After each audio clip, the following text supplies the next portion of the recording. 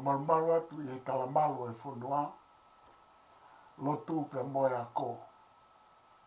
E kou whaapa ki he taukakapa ange whau, i he kiloa o e whaarionga o e universi pe mo taimi.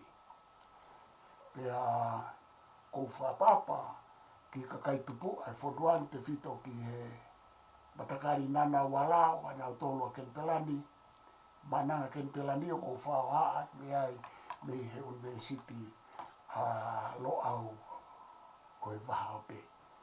Pea o kou whaapapa heni ki he tahine Princesi la tu fupeka tu au ne mai mo ako i university whawhonua heni ki ono toke taha. O kou whatapuatu ki he kau tau whonua whare matapure. Papi he whoke kau takilotu ka mai kalawhika ulahi o tonga reo i Australia ni Kempelani apiko po no ko ke tisi halat tui halangi ngie pe mo e kau ngā ue apiko po no. Pe ko whaapa ke he tonga ko toa mea mai, mai tonga e mea mai mo mamata e polo kalamani.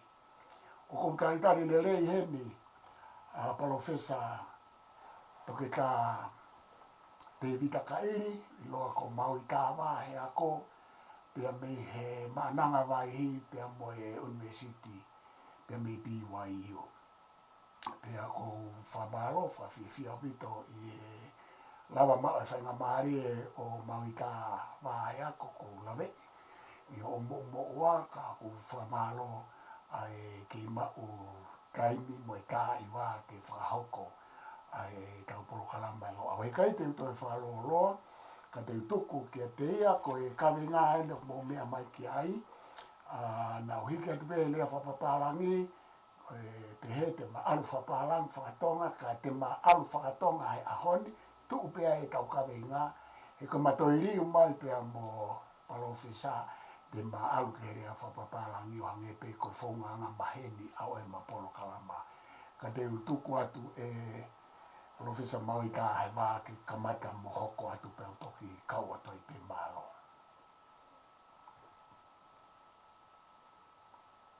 Io, malo apito e Profesa toke tā sosiua laftan lo au wawanga ki tupua.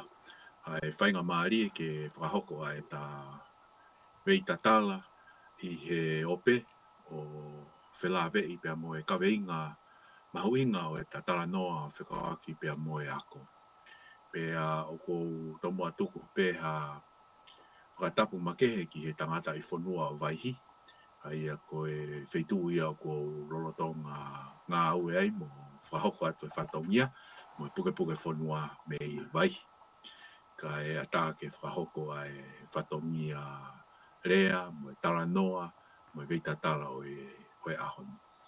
Ko e kaweinga na kufotu ki a Profesa Laftani ke matala noa ki ai e whiawhini e kainga. O whekaua ki e pia mo e mau senoro whakaako, tohi whakaako o ku iloa ko e Pacific Studies. Pe ko e ako ki he urunganga, pe ki he sainisi, pia mo e ilo o whekawaki pia mo e otomotu ko ia o e moana. Pea ko e kaweinga ia te matala noa ki ai i he whiawhini. Ka kou whemua tomu a whaiha ki whamatala no, ki he senoro ko ni pea iai pepa matala noa a mui o whekawaki pia mo e ilo, mo e kakai unau tauhi e tau ilo, mo e tau ngahi ilo tu whanua. Ka koe uruaki pe koe senoro ko ni koe Pacific Studies, koe senoro ni ai mau university, na e fotu i he tahiwa fitu. Haia koe tau e ni e whango fulu ma fitu, pe tau e wha fitu, ai whai whatongia mai ai senoro koe ni. Aia koe senoro ni ku pāki ai e ngahi whatotoro, mo e ngahi ilo whakaako, i he mara e koe ni tatau te fito ki he mara e ki he Pacific Studies, pe koe ngahi ilo tu whanua o e otu moana. Aia koe anga whuki o e ako whaka university, ihe ne tu au mai koe university me karisi pe ha wai ki Britania o tok mafora mai ai ki he ngai whanua keke. Koe whakatotoro pe koe ako mo ilo koia o whakahoko e kakai ako. O ku whia bau whoke iaha whahinga whaunga ke tu whaki ai ilo koia. Pe koe whaunga me lahi hono ngawe mai aki taru pe me kuhiri. Ko hono tohi o ngahi ilo koia i ha tohi. Pe koe tohi i ha ngahi senoro. Ai koe senoro koe wheitu uia pe koe tohi a o ku tauhi ai e ngahi ilo. Tau pepe koe ngahi ilo fo'ou. Ngahi ilo ku mau i he whakatotoro ai kau wako i he marae koia. Aia o ku mahuinga whoki a hono tohi o ngahi ilo koe ni. Koe uhi ke hoko ia koe makatuunga ke ako ai kau wako. Pea pe he whoki i he hako. Tupu ai whanua pe koe kakai te nau hoko mai ai fo i ai ako koia. He koe konga whoko e ako, koe takitaha whakatotoro, o tānaki mai ki he tau ilo. Pe koe ilo tu whanua, pe koe ilo whakasai nisi, pe koe ilo i he ngahi marae keke. O tānaki mai ilo koe ia ki ai, pe a hoko rewa ai fo i tānaki mai koe ia, ke hoko ia ko ha mea ke whai ai ha makatuunga o e ako. Aia koe mau senoro koe ni, pe a mahalo pe Profesa Laftani e toka pau toka hato e foi whakatonga e taha o kupe mau e to e rere ianga i he rea se noro ke tong tānaki mai kia ka pau i kai pata le rea pe se noro ko e mha ko e rea pe ngā o mea ki he kau wako. Ka koe lere mai koe e mau se noro ai koe taru ene ne fotu he taiwa fitu. Mo e pāki ai e ngahi ilo tau te fito ka ngahi ilo ini ne tānaki mai i he tau kau ako koe kau muri, kau pālangi. Ai koe kau pālangi e marae a toro polosia, ko kina toro marae sio kālafi, marae political science, marae ke ko toa bene nau o mai e nau ngahi ilo o mai ki ai. Nei ai pe me kau tonga ne nau kamata mai i na nau pā e nau ngahi mea o pāki e se norko ni, hange koe ako toke tā, koe ko whaiwhekau, toke tā sione la tū kefu. O tui mako e fuafua tonga ia ne pāki ai ne ilo i e mau senongo. Pea mo e kautonga peki muine nau toi tānaki mai nau ngahi u ilo o pāki i e mau senongo. Kau whakatonga ngai ange, ko e mau wau mai nia ko e fo i ko tū koe taimini ko e mau volume en hono whao no o pāki i e mau senongo. Ko mau i e volume whao no e ni he taimini. Pe o ku hoko ai pe a e mau whakahoko e ngāwe ko ia. O ku koe aga koe tu he tai mini e mau senoro o ku mei tuku mai ai i he tuoua he tau. Ai o ku tuku mai e taha i sune, pe mo e taha i December. Pe koe ongo koe tau pepe koe ongo i siuia o ku tuku mai ai e mau senoro. Sai, koe me peko fie ko hifok ne toki tuku mai ka te au e lakanga ke hoko koe e tita pure o e se noro koe ni. Ene kamata ia i he taun i si Sanuari. Pe koe taha ngai mea ne u whakakau ki ai. Nā ku whakaamu lahi ke toi toko lahi ange kakai me he Pasifiki, me he otumotu, o mai e nau ngai whakakau ke pāki he mau se noro. Fia whakahaatu pehen koe mau i siu koe e hu mai ki sune o kuia i e pepa mahu ingai loa o vavanga ki tupua Profesa toke tā Laftani a ene pepa whekawaki pea mo e tau taha e tau kau helohi e marae ako e peri hau off a mo ne whakatotoro i mai e foi anga tuku au mai ako mo e pe whekawaki pea mo e ako i hau mea futahelu, Profesa futahelu, pe kia toke tā e peri hauwha. Ai ako nai maho inga ka te au ke kumi mai e tau kau wako tonga, pe ko e tau kau wako pe me he otumotu. Ko hike nau o mai ke potu tātau. Te mo wakai ange ka inga ko tāru ene tu e mau senoro me tā hiwa fitu wa mai ke ahon.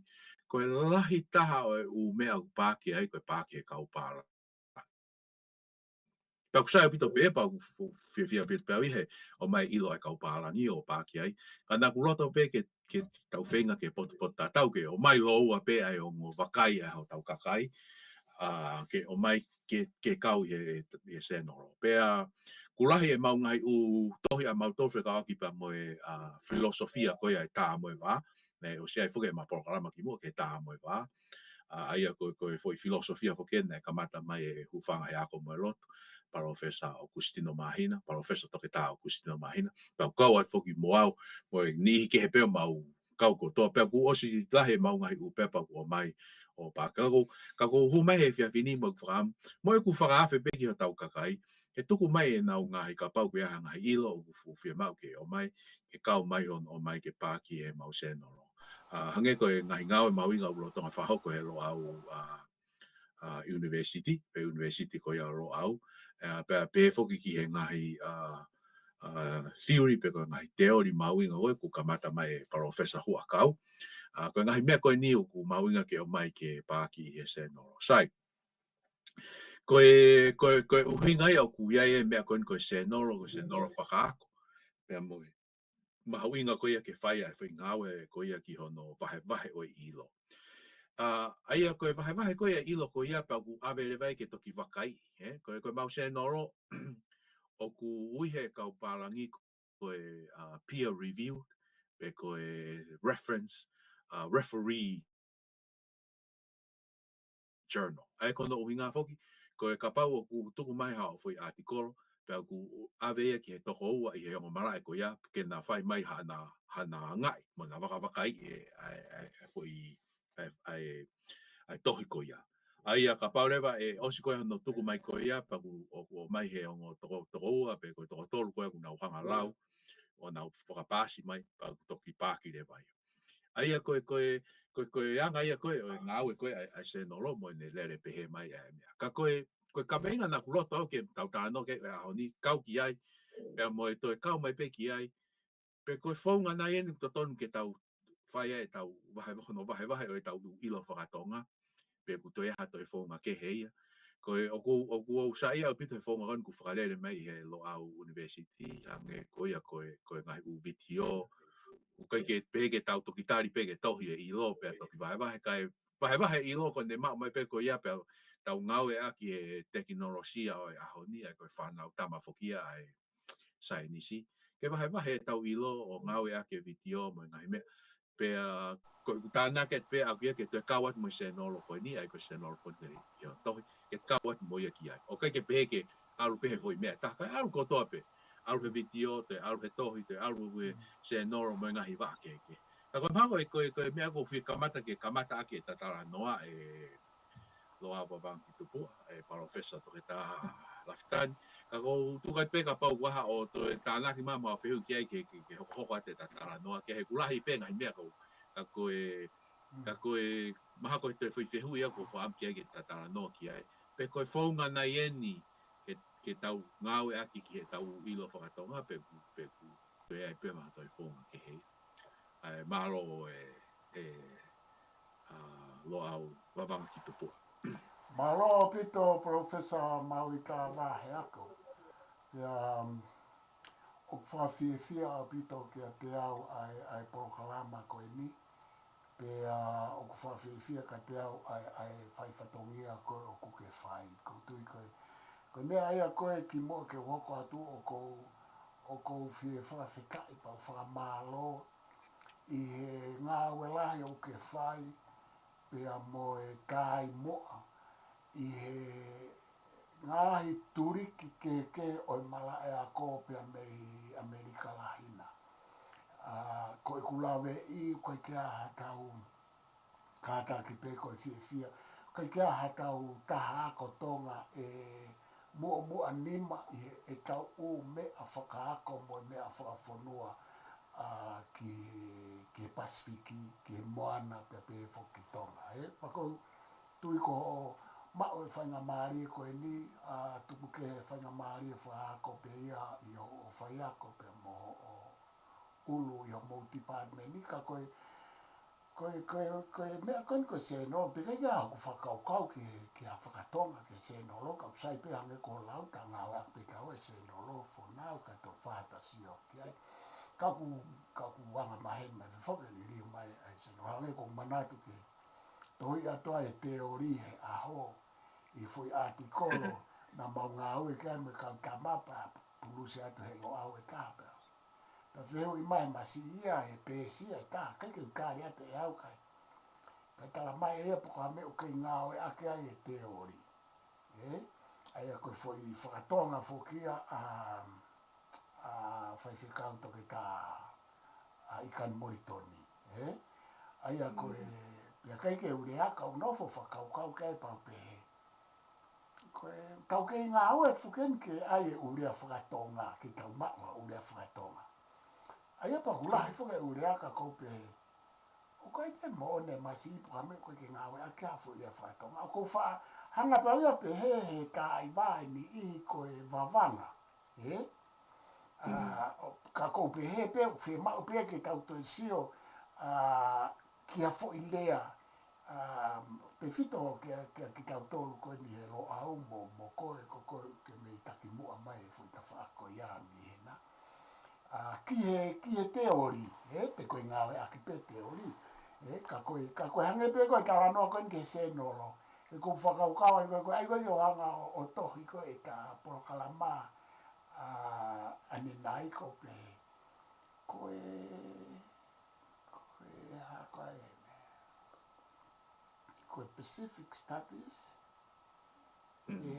koe hafo i rea ki he se nolo, ki general, kai ke to whaasio ki ai tanga o akpe tau e se nolo, ka ko mea whika uloa ki kau whoki mai ke he kou tala noa, whamaro lai au pito he whai whatongia to o whatongia poto ke whai kuku, koe aloa ke heni, o kai ke o mau au pe ko saha tonga, na moha moana i ngai se nolo,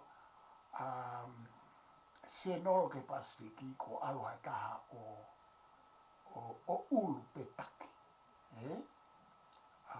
Pia koutui koe fu step uia koe ko whi mao ke whakamalo ia i tau wha apa apai pa tau hanga o tau katoa ngā i pei loto whakaako ia tau tolu he koe uku tau kei koe ngahi se nolo koe whakatupu he kaupālangi. Pia kono mo o ni na nau whakatupu ke whakawaa e fo i mea e ua i e ku lawei. Ko hono puluse ngahi ilo, mo nauhanga o pure i ngahi ilo. Aia, ko whatongia ke he pulusi whakaofa, whai e pulusi ia mālo tau whawhikai. Nei ni lahe u ilo nai more.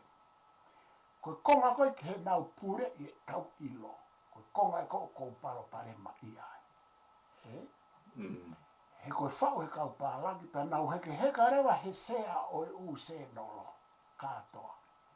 Toki kamata mai ki mui e tau e tolungo furu ke nau ki whahu atu ha toko taha moana. Ka oku kei ihe malu pe ia o nau tolu katoa e u se nolo. Pa koe ku tala no ame ku tau kei na ustohi ke se nolo e ua. Na ku tohi ke se nolo e ua. Pia na mau tālanga mau tōluia, he nau ilo au me he nau feedback i mai me nau tohi mai. O koe ke nau ilo na koe ke tōpi ki ka koe uhinga au nau heke heka sea koe. O nau whemau e nau tōluia ke whakapālange mea ko toa he uhinga koe ni. Whaunga whakaako whakaue site. Kua pau ke aipe mea na e tohi. Iho references. Pia koe mea e nau paraparema. Ia whoka mea ea ko mea ea me ke tohi ko mea pene tala noa i pe oku ata mai ko tala ato au ke te whimau e ke aha references ko au o ko puke mai fo ilo. Pea ko mea e kaha ko mea me kau mata pure po koe ke nau tari nau tole fo ilo. Koe ke nau tari e ku ilo a aku mehe e ku tau kei mo ku toto mo ku tuku whaaro koe ke nau tari ai ilo ai kau mata pure mo kau tau whonua. Ki he seno, he ko fu strict au pite seno. Pea koe mea lewa koe ana mau tālanga, pau pulu au pa mawahe ma le pau tālanga. Koe ke te whemau au ke pulusi haku mea mo use no. Te utok pulusi pea ia ha aku mea I e ku mau. Pako Polynesian, koe ke mau po ke Polynesian General po koe ngai se nolo ala hiku ngā maha koe Polynesian General koe nā mau tālanga koe. Pea mawahe mai, kalo au pito au ia mau I tāhe wahe ako mehe se nolo. Ko taimi koe na ke tuku waki mai ai pia mahino ka te au ku ke aluhake o chief editor. Na aku ulaki mahu inga ia wia. I monu ia mo tapu waki ho ngā ue. Ho oa o ke foi tuku nga koia. He koe pārangi pe o pure. I ngā seno. Pia koe whika ua. Ta sio ke foi ke ka whafoke at ka koe. Ko aluhake pe ke foi tuku nga koe ni. Ka mata rewa ho ngā ue mai ka mautou ke mautou e hanga mahino I ange. Ka ke kala noa mai, ka koe ni ku ta polo kalama I he mahu inga o se nolo. Pe koe ngā se nolo whakaako ki moana. Pa kua ungo ea o ko mawhana o ko whakafok. Ko au ia koe toenga e ku u pepa ma ku whakau kau ko whemau ke pulusi ha se nolo. E alu katoa pia ke Pacific Studies. Koe tari pe nia ke foi mahina ai ko sune ti sema te ke sune ti sema o ta o mai ka ore ke ta hoko mai ka ore ko ose umea ko ata mai ke toi tu ku ke ai to ai u toi puk ka koe me ai ko fie ai pa ko fa malo ko fie ho anga mai ke ta por kama ka te fa fo ke ko kamata pena ko mafana ko kamata e atua ka ke fa fo ke mai ta ba ko malo professor malo apito lo awa vanga ki tupua koe mea ko ke o mai koe o wheka waki pia mohono pure I e kau pārangi au e tau ilo o ku mooni au pito he koe uhi koe se noro foki nai whau koe tohi whakaako. Pea pehe koe tumu ia o utoi. O koe anga koe ai lere koe whaka university o pehe. Koe te tuu koe ngahi tuunga o whaiako pe koe professor he university ku pau ke pākia e te ngahi whakaukau. Aia o ku whaunga e ua, o ku tau pehe koe whaunga e ua o ku nau tari I he university. Uruaki koe te pāke te whakaukau I se noro whakaako. Ai koe se noro whakaako o ku hinga, koe se noro na e o ku peer review. Ai koe peer review u hinga na e ave a e te tohi ki ai, pea toe ave ki e toe toko ua pe toko tolu, ke nauhanga wakai a e te ilo, pea toku makatunga mea hono pāki. Pea kono ua pe koe tohi, e ka pau koe e whae te tohi, kau tatau pe mo tohi. Awe mo tohi ia o peer review pe koe referee. Ko tui maka referee o ngau eki mo tolu koe nei Australia mo nusila. Koe awe eki kau tama ke nauhanga wakai a te ilo koe he marai koe ia. Pea koe kau tama kong lau whahe no wakai koe te ilo e lo au wawaki tupua. Kau tama eo nau whahanga pure e tau ilo. He atunga nau tolu, pa nau Oscar na honga wakai e tau ilo pa nau tohi mai nau toke e tita koe se noro o tala mai ki ai o ua pāke mea koe nā koe ke hā mo hau koe ke ne hanga o mai hanga hi maunga tala nai o sitohi koe ngai maunga tala tuku ngutu pe naia pe tala noa o mai pa koe ke mauroto mato ke pāke ai koe foi fonga ia na nau whahanga pure i ai umea koe ia pea o aru le vai me he sio o aru me be whakaako ata o whakapolitikare. Hange koe ni, kau tamai koe ke nau saia na to ha te foi teori, pe ko ha te foi filosofia. E koe whoke ngai whe paki pe e mara e koe ni koe ako. Pa ko ate ka nau tōku nau whai foi wakai ke nau saia na to ruai, ka nau taramai na to ke ua paki, pa o se ange mea koe lewa ke paki. O kai ke nau hanga wakai ai foi whakaukau, I he ne tau ataina atata pe o le rei foi whakaukau, ka te hu mai ngahi mea whakapolitikare ki ai. Pea ko tui ko uhi ngai ne tokolahi po tau kakaita to ne nau osi ta mai pena kai peke te ave nau mea na toke use noro, ko uhi ono whakapolitika re, ono pure i koia, o mea tātou te whitu he kau tama kono nau whai hono a ngai, o te umea. Kau tui ko hako mea tātou pene hoka koe i ho atu koe ho umea ki e. Kau tui hako Polynesians Society Journal. Society, kau whialawe atu ho fo i poini koe ana to i ngalo i hao, he? Koe mauto whetō kaki, he kou pulusi atu he ko ati kolo he whatongia, he? Pea koe whatongia o ku lahi i he ku whisisi tohi toke tā, ai koe na mō examiners ai, pea mō palofesa toke tā o Christina Mahina. O ku lahi e ku tala noa he whisisi ko ia, o makatuunga i e ku ilo whakatonga, aku. Mei he tuku whakaholo, moe toto, moe ha. Pea tuku keheane ai ilo ai kau matāpure. Aia koe me aia e Professor Maui ka he vāna mau whipaki ai. Koe nau sio he whakoi ke o mea na o atu he mei he thesis. Ma tui mahino ia ka moua, he? Pea ko moua whokia na mohanga moua to o pe o ku mooni pe ikai, he? Koe alatu koe iaia ki kupu o ku hangai wha politikare o hange koe hota anoa. Pea koe ke nau to na to po mo oni ko ku vete koe whatongi au koe ke nau tari u whaka uhinga ke whatongi a mau whepaki ai. Koe.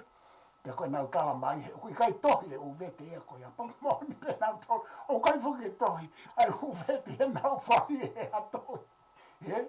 Koe ku vete e au ia me he akau koe whā, koe tau tānoa ki kakala, ki kahoa.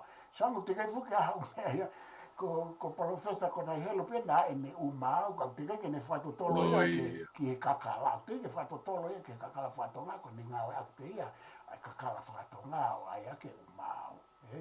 Ko whato tolo whakana u whai, pa who'ou atu whoki, ai whakakau pe he me he oral tradition, pia mo me traditional knowledge, pe koe hāno whakarea. Koe. Ka te whakawhoke atu kong whihua, pe o ke manatu i whai mea koe a malo. Koe a malo, au pito. Koe ka eko ku uhi ngā ia, koe uhi whoki, koe nau pure i mai koe tau ilo, me he tawhaki koe ia, ne whaingata ai ke pāki, mo purusi e tau ilo ka tau toro, Pea tau te whito ki he u ilo, nai kei tau hi pe ia, ne te kei ke tohi. Ka uku kei mahu inga pe whoke u ilo ko ia, he koe u ilo oku mo oni. O koe ke uhingai koe te tohi pe ha ilo pe mo oni rewa he koe kua tohi. Koe tohi, koe tuku whakahoro i he tohi, pe koe tuku whakahoro me he ngutu ki he ngutu oku.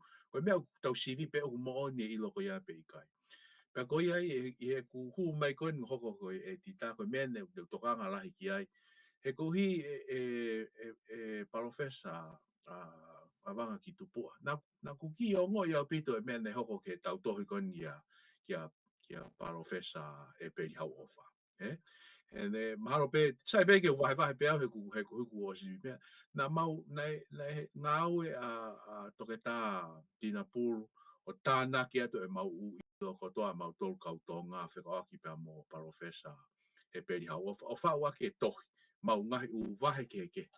Pea koe taim koe ne awe koe ki he kautaha koe ke nau pulusi koe mau tohi, pea kai ke tara noa ke kautaha koe ia, pea ki he university koe ia. Tara mai nau tolu ia koe ke nau whihanga na tō pulusi koe ke nau sio nau tolu ko ha aonga ai mau tohi. Ka kou wakai atu ko mau tolu kautonga, Professor e peri hau ofa koe tonga, ko haia e te lahi ange ne ilo ki ai ka ko ki mau tolu koe ka wako tonga, pea mo koe mau tohi o whekau aki pea mo e toka taha tuki mua i e. Pea na kai peke te eke urea aki mea koe nika na kuloto mamahi au pito he kai ke lava e tau tohi.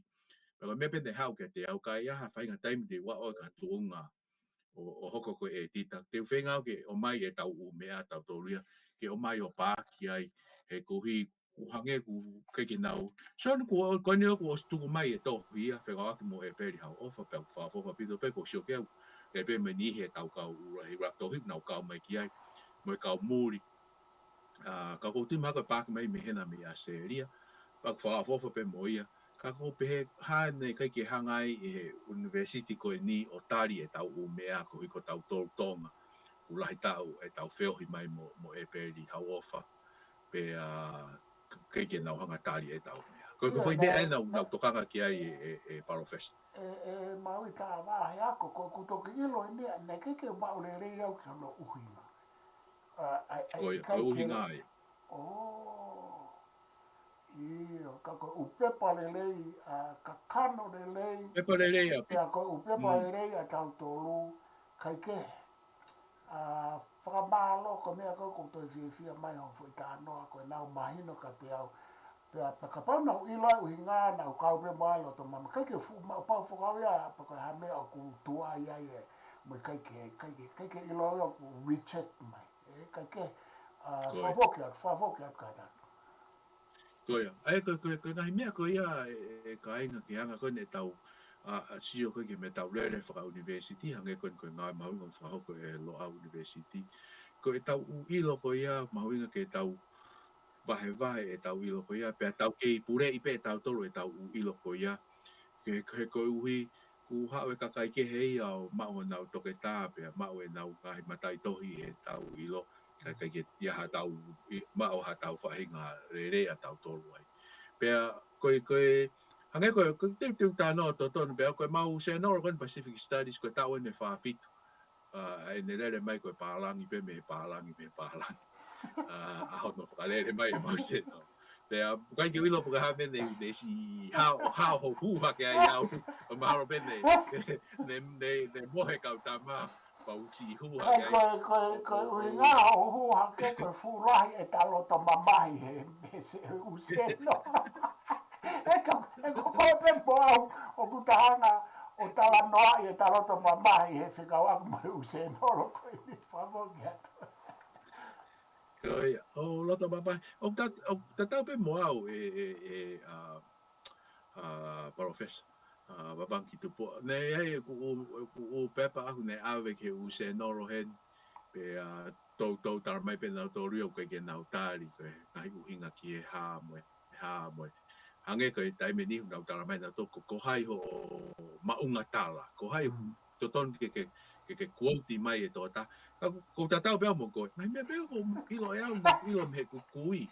Ko tar na mo ku kui na ne mai. Ha ke no fo ke te aro. Tau kouti me tau kui mai tau kou matapu. Koia. Ko kui na matala no ke po ko mana tu ki o hake fo ilo ke kai ki tu no fo ia ki tu aro kumi. A se no ha ta na to hi o wa ku me. Pa ko me ko ia ne usio pe ia ki he pare malahi o e tau ngai mea. Pa fo amo be e ia fai nga mari. Pa ko ku fo amo ia ke hoko e Pacific Studies. Ko se noro ke lahi hono aunga ke tau kakai. Ke o mai e tau ngai u ilo ke pāki atu ai, pe ke tau ataina pe kakai. He kohi e neo e pāki atu mautu, kai ke pehe te maupure e mautu. Ke ata pe koe ke toe, ka pau ke toe wheto pe koe ilo koe ia o ngau aku ki hao tohi. Tau pehe pe e hange koe ni e professor Wawangi Tupua.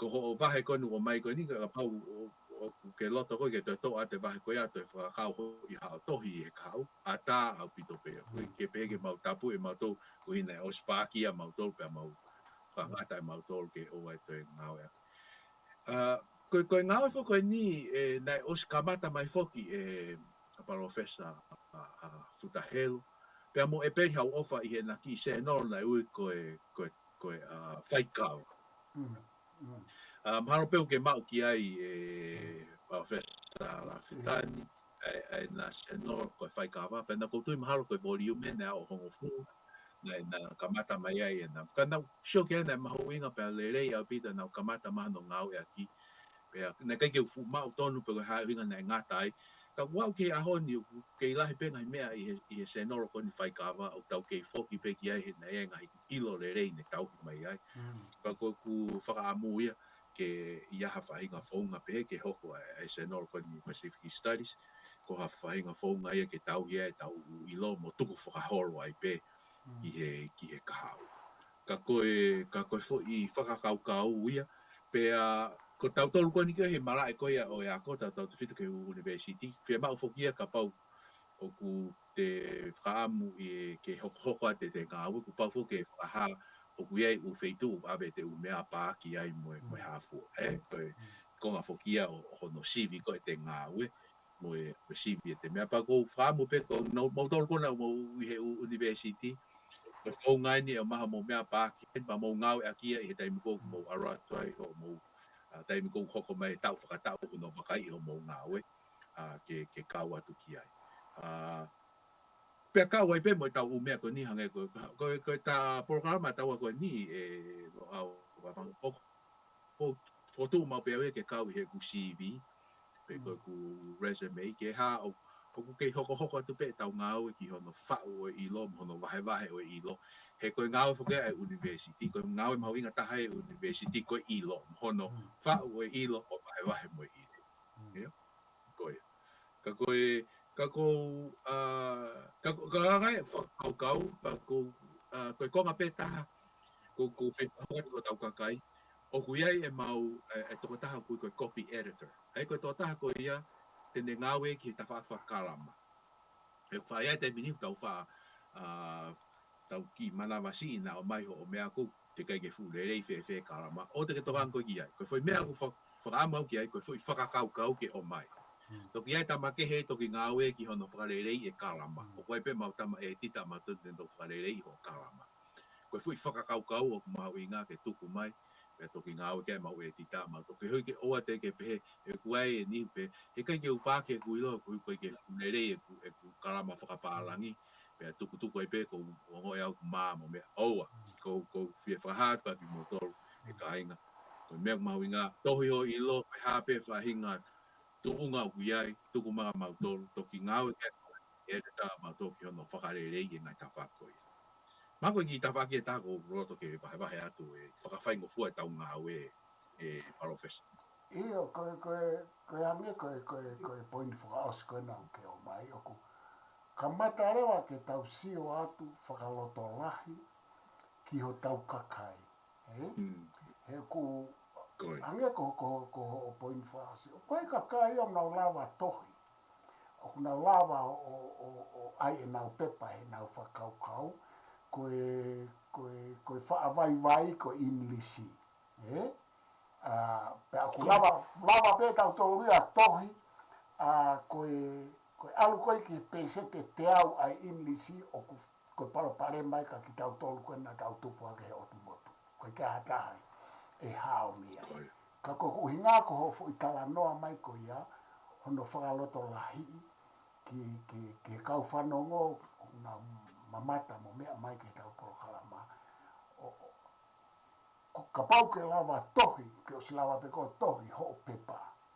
O ke lava o English le rei pe ko na ke tupu hake he otu motu. Oua te ke loto si ko poini o ko mahu inga ia i ho whakaloto lahi ko ia. He ku tau lava ko toa tohi pepa koe me a ko o tau ki mana wahe kai me ni pe u whiunga e te Englisi ke awa puluse u se nolo. Ka ko ho whakaloto lahi koe na, ke nau tolo ku nau mea mai mua taha pe. Ku ke lava tohi le lei, ka pau ke vei ua ki ho Englisi, ave pe ho pepa he mau koe e peer group, peer review, o ke ai e toko taha ki kalama, pa ku whawhia pa ku pa ku poini maho i ngā o ku ke hanga whaloto lahi te mō whai e fo i ngā aue ko ia pe he kai ke li mai whakafoki mai ai me ai e kataki he kai ke whakafoki mai me ai koe kai ke sai ai ko ngai whia laki he kalama he koe nai ai e use no lo ia ko se nolo pea ke tohi ai palangi. Ko poini e tako tānaki atu. Pena e lahi rewa ai kakai o tu motu me kau skola na nau tohi atu. Na kau ia he poini ko e kai ke tāri ko i ngā ko i kai ke nau kalama whakatatau pe ko i kalama. Uhange ko i kalama ai palangi. Kai ko ho poini e profesa Mauita e wahe ako. Ko ho whakarea ne naina ke pehe mai ko u whakakau ho pe pā o ku mau whia mau. Koe. Pea kono mo ni foki koe hau koe ki he ako, koe ideas, koe mea koe ke tokanga mai, a Karl Marx ia pe koe ke lava tohi whakapapalang, ne ke tokanga ka Karl Marx na tohi whakasiamane. O koe kua parapare mai a pe ka Karl Marx pe na esai ne Englisi pe kai. Pako ki tau tolu, o koe kua parapare man, totong ke tau makwe whakau tatau. Sai be ke tau tohi Englisi, ka koe kua parapare mai a ke kai ke sai e tau tohi whaka Englisi, he oku iai e tau whakakau pe aku tau lava express whakatonga. Pako uwhi hau ke poimi ko ia kai whakafokia. Koe lo au, o kei e mea aku mau whai he lo au I loto, I he tau lo au wahao pe. O kai ke o I lo pe ku toi whai I ha whetu, ka oku whakangata pe ki he lo au.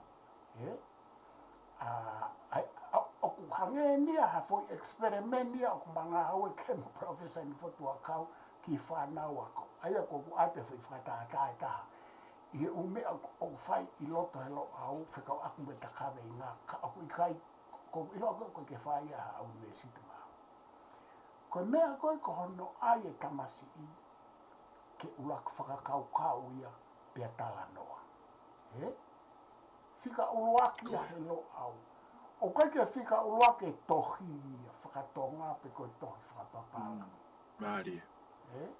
Pa koe whai mea, he koe whai mea koe ia nā mauhanga ai whakataha mo ko manatu a palofesa toka taha stare ki whinau. Ni pekia koe toka taha fufu poate ia ko pekia. Koe mau whakakau, ke iai e a ngai whaka moana whakatonga I he loto university. O kai koe a ngai moana whakatonga pe e mau I tā wahe ako, koe aike ako a e tau culture. Koe aike ako I e tau language. O I kai koe uhinga ia e lo au ki he whakahu, e tau mea whakatonga ke university, koe aike tau wako ka tau tolpa tau lea pe tau tohi he tau lea. Kaupe ia, mau inga ia. Koe mea whika olo aki, ke tau hanga sewe tamasi ako mo e taahine ako, he whaunga na e tuku au mai he laulau a whetau I he ako ai Pasifiki. Koe whai mea ia ko ilo kou te kai ke ngāwe aki a he kautala noa koe ni, hono ai ke whakahua mea whakamoa nā ke university. Ai a kou whai whakarea kai nenai. Koe mea whika ula ke lo au, o whok mere wai ki ho poini, koe mea ko hangai o pehe ke o mai. Pea koe whakapuri, koe secret e nia lo au ko wahe atu e au. Koe uhinga koe kumaho inga ia ho tala noa, ho fwoi kupu ilea ni naina ke pehe mai. Koe ideas o kumaho inga. Koe whakakau, o kumaho inga, kai toki whai e ngā aue, aia koe toki whai ngā aue ke kalama. Aia koe mea aia koe o totonu ke whakalere ake ako. Koe ako I he Pasifiki mo mamani, o ko ako e kalama, kai ke ako e whakaukau. Ai ko no whaelo au. O ko ako e kalama, o tau staki he kalama, kai tuku e whakaukau ia. Ai ako e lo au ia, pa ko hange pe ko e ne filosofia ko ne kawenga. Ai tau ka veinga ko ia, ke kau mo ko ke lo au. Koe kombo api koe ngā au e whatongia, koe nā mo e tāwa, ka ku tau lo au katoa, ko tau tōna tau kamata. Tau tōku mo vete tau tāwa, lere a ene filosofia, kai ke kau whoki mai. O kua koe tamasi me tāhine, ke ulaku matala ene whakaukau, pe lawa o tala noa, koe orality of education is more important than writing. Education is a writing, a written process. Okay, whatonga. Koe. Laki sevi he lo au ia toki ki mue ai assignment. Assignment ia is supporting ki orality of education pia moe wawanga whakakaukau e tamasi. Pako whakaamu teke atu ke kau ia he mea ke tau kau ngā teke atu. He kui kai ke ngata he tau tui mo e matui oku unique, ka oku fo'o pe tene fai ai contribution ke ako. Ke tau mafuri me whakamamafa he tohi, ki he whakamamafa he tala noa, au tau whoki ke oral tradition pe moe whakakaukau. He koe hae e poineta. Koe mea ea whika ura ki oku natural. Koe tala noa, moe whakakau. O koe ke natural writing, ko ne ena tau tuhanga tau tau, o add in mai ki he humanity. Ka koe ki foi poini a koe, pe aku mau ngāwe aki rewa ai oral examination, ai sivi tātala ngā koe me aia oku tau whaia ke tamasi ako. Pe me ta aine. Ko ne osi pe ene foi assignment e fia, sivi tātala. Whainga ni hia oku teka i e whaha tohi mai ha assignment. Lere pe i he tala noa whanga uhinga, ke uhinga, mau, ilo, moe hāfua no whainga whakarea. A ka mai pe, ki he ngutu hanga whakatapu o tala noa. Osi. Toki pe hatu reo. Sai, whai mo ai mai aho o written assignment kai whakaosi aho ako. Koe. He whakamui mui. He koe mea ni ka whakaosi, ka whakawhoki atu e mau i tā maia. Ko ka lahanke he kau students. Ngā hea pete whaahinga mō tolu nā mō hū mai, tara mai ho certificate maa, mai certificate tokeka, mai certificate PA. Sai, ko written document, ko written certificate, mo onia, whaka of. Pea tu ke tawa noa mo e whakaukau, kai ke lawa e koe. Pea koe fill the cap ko iau whaia he loa. He wikai ke mahu inga written document, o mahu inga ho tala noa, ho orality, mo ho whakaukau. Ko kuwhia tāna ki pe, ko mawhana pe hoia ho tā noa mai mahu inga ideas, i whakahua de writing mai karama. Whawhoke a maro. Koe. Ia, mahalo apito, he koe ko mahuinga ia apito i he ngāu e tau whai i he lo au ki he whakakaukau, ke mua e whakakaukau, pea moe ngahi ilo o whakatupu mai he whakakaukau, pa pe he whoki ho ngāu e koe ki he wawanga. Koe kongai au mahuinga, pea hoko ke moe tara anoa, toki mui mai ai toki tohi ia moe mea kauku aruenia, hange ku mafuri e university ia mua tohi ia. Kai toki mui mai whakakaukau ia, Pea, ko nau tolu kou furere e pere nau whakaukau, koe ke nau tohi nau tohu hip nau manawasi nau koe koe karama mo ngai mea pehe. Koe whaikonga taha e whakaosi mai koe ne ta miniti kou siri kou wakai whaketa taha wā. Nā ku, o koe manatui koe tai mini o kei pāki ihere whakapiritānia pea e tau ku ilo, Tau tatu ke mau senoro o kei ihere whakapiritānia pea. Ka koe senoro whoke ni o Pacific Studies, Koe senoro whoke ni koe senoro totoni. Koe mea o te wahe mai koe ilo mei he otu moana. Ka kuia lewa ku whakakaukau, ko tui au he kai ke koe mahau peu kei toi hanga hi utau ke tau toki au ke tunga koe ni. Ma ko whakaamu e iaha whahinga whonga, ke lava ke pāki pe e tau ilo i he re whakatonga. Ko hifo ko se noro whakaako pa whia maa whoke ai moha kautonga ia ke nau hanga o lau mo a ngai ai te u whakaukau. Hange koe nika, ka pau ia tae o maha and te pepa i re whakatonga. E pau ke ave atuia ki a loa au pawanga ki tupua, pe pehe ki a hufanga ia ko ma lotu ke na hanga wakai mo a ngai i he re whakatonga, pe ana o mai o mai rewa e na whakaukau tau, ma i o sai au pitoni ton ke pāki. O si whai whoki he re whakapālangi, toko rai whoke kau pālangi ake, ave ki ai, e umea ke nau hanga wakai. Ka koutui, koe whai whaunga ia e marope ke tau whakaukau ke tau au ki ei, kouhi rerei ki he ako, toi tupu mai mo ngahi urea whakaako, hange koe urea whakaako koe ne ke ngau e mai ki ai e loa o wawanga ki tupua.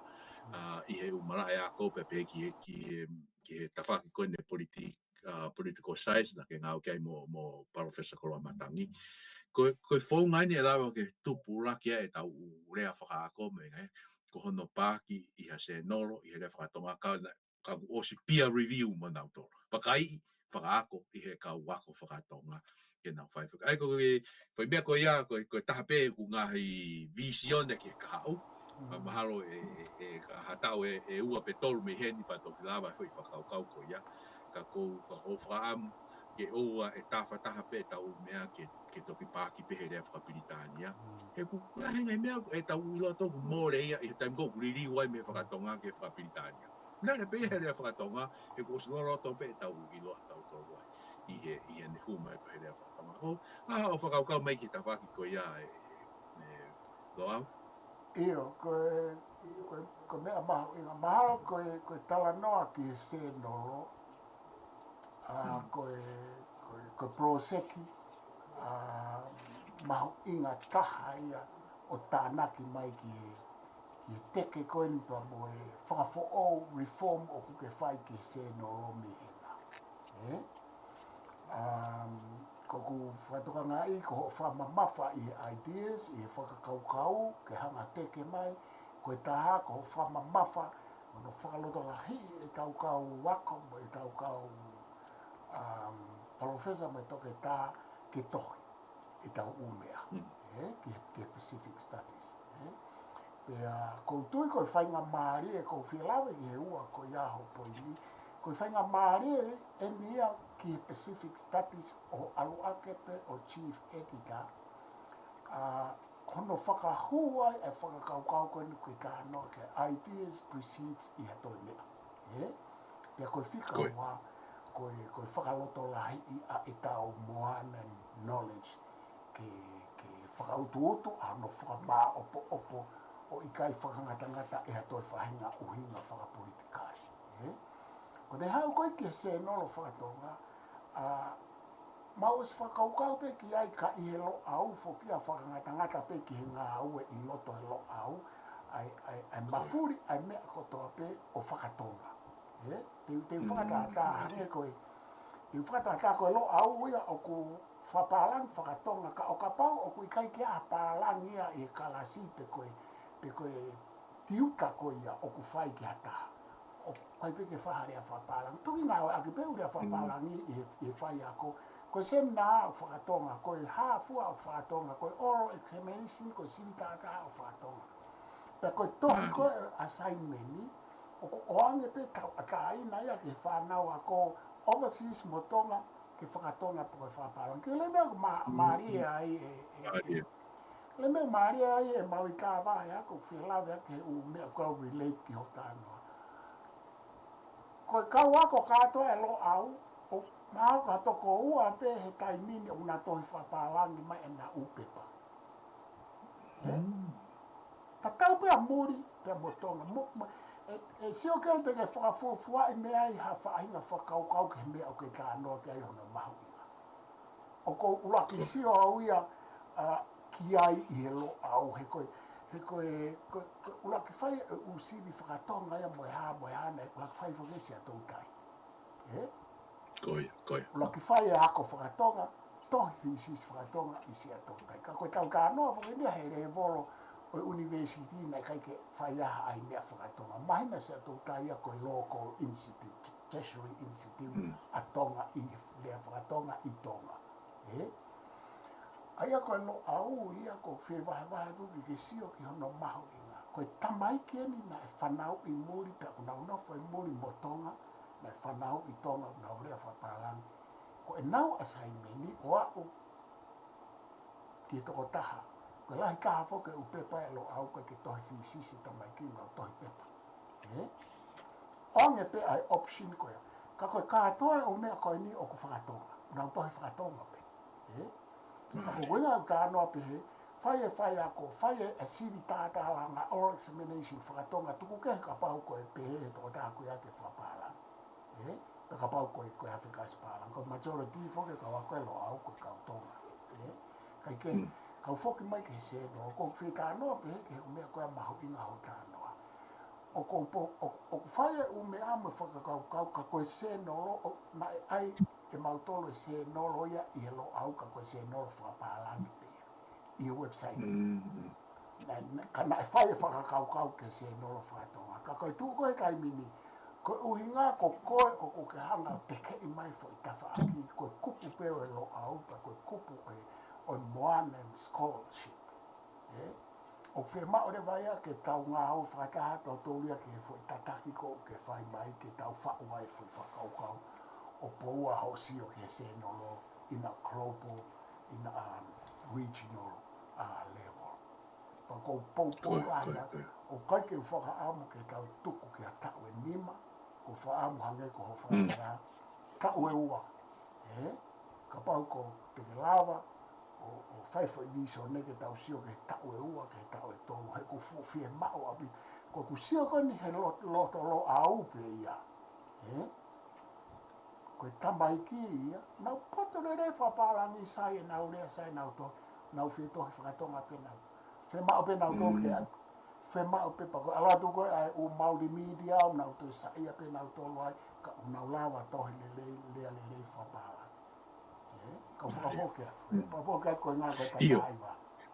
Io, ko sai e ko he frau o se te ku e whakaukau ke foi mea koe ni koe anga koe ne tu koe taimini koe se noro koe raki pe ko hataha ku te tohi mai ne pepa ua pe ma e kau referee pe kau peer reviewers ke nau e ko tu ia ku o stora he unga e tau kau wa ko ana to e tau kau wa ko ata to ke nau lawa fai foi mea koe ia ange ko tu pe ma ko taim ku fai ho mo PhD exam o koe kau external examiner ko tu im hai o ba pete ke ilo ke wa ka tama ku na lawa ke na fai me ko ya ka ko wa kai e lava le rei pe ko ai ko foi me pa ko fa o si pe ko ta ke ne fai ai si vie kala marketon o ku ko he se no ko copy editor ko fa tongia copy editor le foi ngawe ana ko fai ko whakatonton e karama ke mahino ko tonu e ka heko matu fo ko pa ke ne se no fa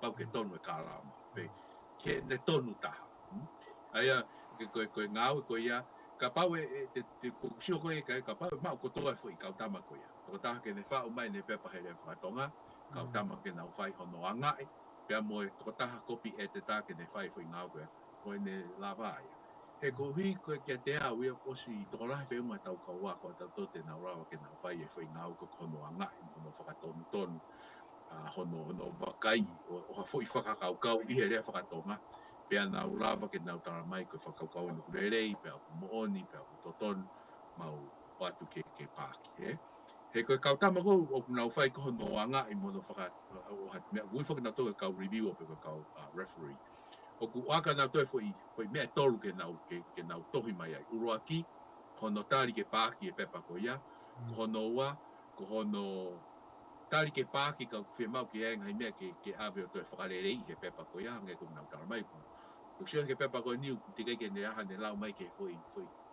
teori ko e pe toton ke ne toi tānaki mai lau a hai pe hono tolu pe o e pāki e pepa ko ia ai ko foi mea tolu pe ko foi whatongia ia ka ko ka te au ko tu au ta o si ya o ya ko atonga ki atonga pe ta to fido ka pau ko sto la mani me helo au e tau fai ta to finga au ko ni ia foi ta o pe tol mi hen ko si foto tu pe lava ke fai e finga au ko pa pau e lava ia ko tu ko tu nga le ne au ki ai ta me pe mana tu fo ko mau se no ta min ko ke ngata pe I no pa ki ko to ko ma ko ti to hen ko sho mai ai ka oku toe tuku foki ki he waha ope. Ai o toe hake ki he waha ope. Ke lawa pe ka kai o nau tuku o nau download ti pe nau tuku hifo ke nau computer. Ho hoka toa e nau wako me ngai mea pe. E ko hi ko e tuku mai o kutau iai. Ka koe whaamu ia mo e anga o e ku wakai ki he kahau. Pea mo e ngau mahau ina o tau whaako. Pea ko fia he maa e whainga maari e ke uhen iai. Ke tala no ai pe mo Professor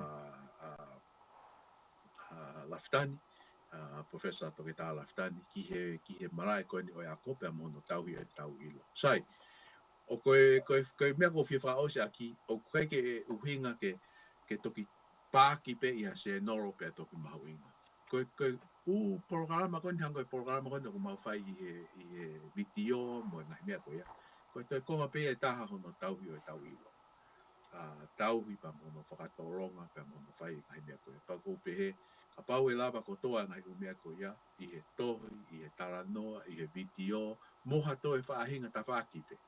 Kau kotoa pe, i he kau rerei, i ono puke puke o e tau rea, puke puke o e tau ilo, mo e tau ngai whakau kau, o tuku whakaholo, ki he kaha upa mo e tau kau ako, pea toi tupuraki whoki ai mo e tau ngai whakaukau. O a tau o atu, o lau e ngahi tohi a hai, pea mo e tau wakai ki he programa a hai, o tau toi hoko e koe whakawae, ke tau toi o mai mo e ngahi whakakaukau fo o, ko hike ke hoko atu ai tupuraki ko ia o e tau a ngā ue i he marae koe ne ako. Pea koe ki vei tatala pea, porque ki taratala noa, ko tuku mahi e whiawhini, ke tau whakahoko, pea ko ofa atu ke toko taha kotoa pea, pea whakamalo atu ki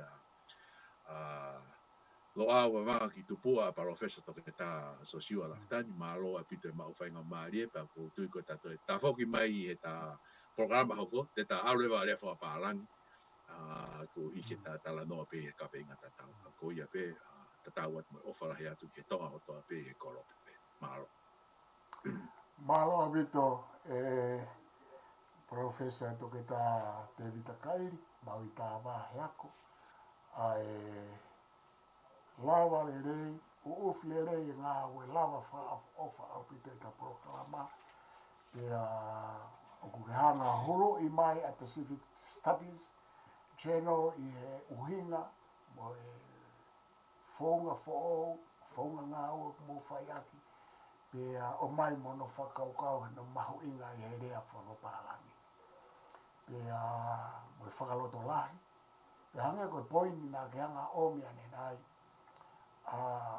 oku mo oni pa wha ofa pe a e te whau e te tohi. Ka koe Tu'uwha University, oku kau e se nolo, he whakamā opo ki ai, ahono ai ngahi ilo, mo onia, ko sivi, mo masivi, mo tautou sivi. Ngahi malae, pia o ki hange koe peer reviewer, pia review, pia mo e kau referee, iai mo toko taha ki e kalama. Pako whia lawe whakaosi atu peki iai, tānaki whakaosi atu e mau i tā wahe ako ki he tau whakaukau, mo ho whakaukau ki e se nolo whakatonga, Koutui koe uhinga ta tau pe kou ke tala noa ki ai ki he whakamā opo e ngā hoe ka wako ki he u se nolo, tuku ke ai whautohi. Ka i he rea whapapalang. Koutui koe uhinga ta tau pe e te tau to'o mai, o ai ki he rea whakatonga, i halava whakahoko ai se nolo whakatonga. E fuafua i ai rewa ai mea fua whakaako tau potu taha i he rea whakatonga koe se nolo whakatonga ke fua aki ano wā whakatoku ai ngahi atamai me whakakaukau whakaako. He mooni au pitange ko tānau. Tau lama katoa pia koe multimedia, te fua whai fio koe hāfua o tānake i lo. Ka koe mo ui whaako ko pau ke sivi ki hao ataha e ilo, pe koe mea ia koe e pulusi ke ne hulu, either by writing or by orality, written. Pau ke o mai ai uata mai ko ia, pau ke o mai ai kau peer review, ke nau hanga hao whakatuku, ko pau ke o mai tangata kalama, pe koe hai o ngā au e ke ai ke mea hao whakatuku, ke mau ai hao mo oni. Koe ke pehe iau, te whata o ngā iai utohi. Ka koe uhi ngā pefoke koe kehe, koe group contribution e ai toko lahi, pia koe kau matao he umalai. Koe tohi whau pehe toko taha. Pia ka review pehe, pa ka editai pehe toko taha. Ka ku kehe ai se nolo. Ta tau pehe tau taha noa Pacific Studies, pia moha se nolo whakatonga hange koe visone. Oku ke whai koe whioi visone ke pōua pa kou whamalo lai. Kou whamalo atu ki motol ko toa pe oku mou mea mai.